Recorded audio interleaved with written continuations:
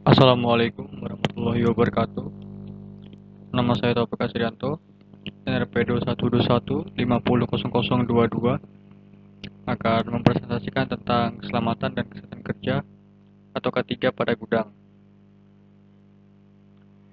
Yang pertama, konsep dasar keselamatan dan kesehatan kerja atau K3 sebagai ilmu terapan yang bersifat multidisiplin maupun sebagai suatu program yang didasarkan oleh suatu dan alasan tertentu perlu dipahami dan dipelajari secara umum maupun secara khusus.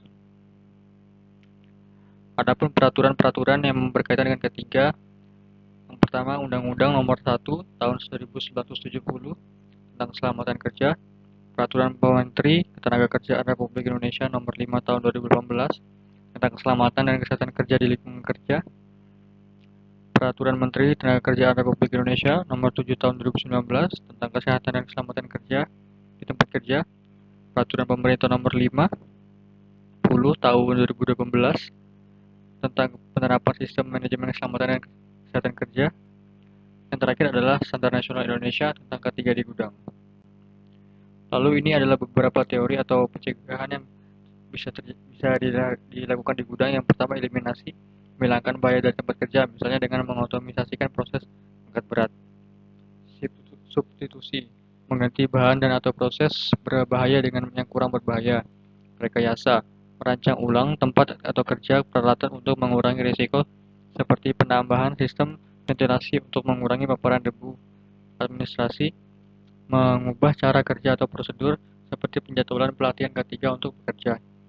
Yang terakhir ada APD, alat pelindung diri, menggunakan peralatan seperti helm, sarung tangan, dan sepatu keselamatan untuk melindungi kerja.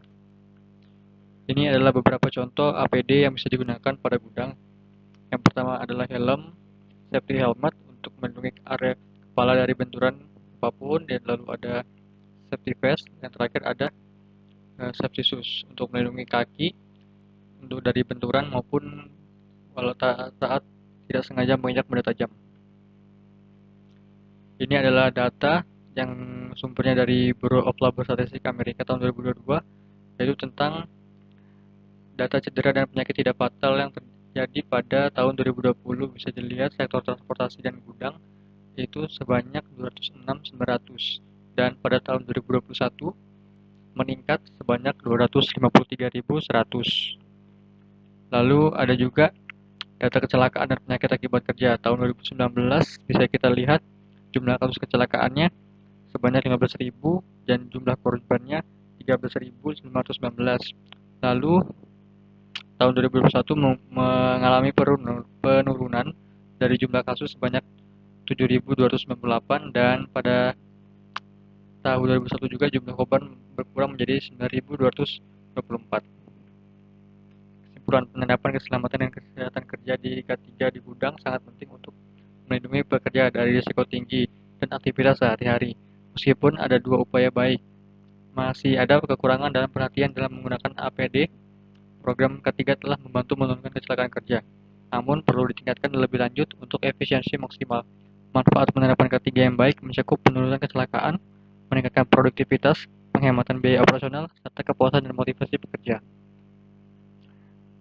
Adapun saran untuk peningkatan K3 di gudang memerlukan pelatihan yang lebih sering dan berkualitas, memastikan penggunaan APD yang tepat, dan mengimplementasikan sistem manajemen K3 yang terstruktur. Infrastruktur gudang perlu diperbaiki untuk mengurangi risiko, dan partisipasi aktif pekerja harus didorong melalui pelibatan dalam identifikasi bahaya dan pelaporan insiden. Monitoring dan evaluasi berkala juga penting untuk menilai efektivitas dan melakukan perbaikan berkelanjutan dalam kebijakan dan prosedur K3. Sekian saja yang bisa saya sampaikan. Atas kurang lebihnya mohon maaf. Terima kasih. Wassalamualaikum warahmatullahi wabarakatuh.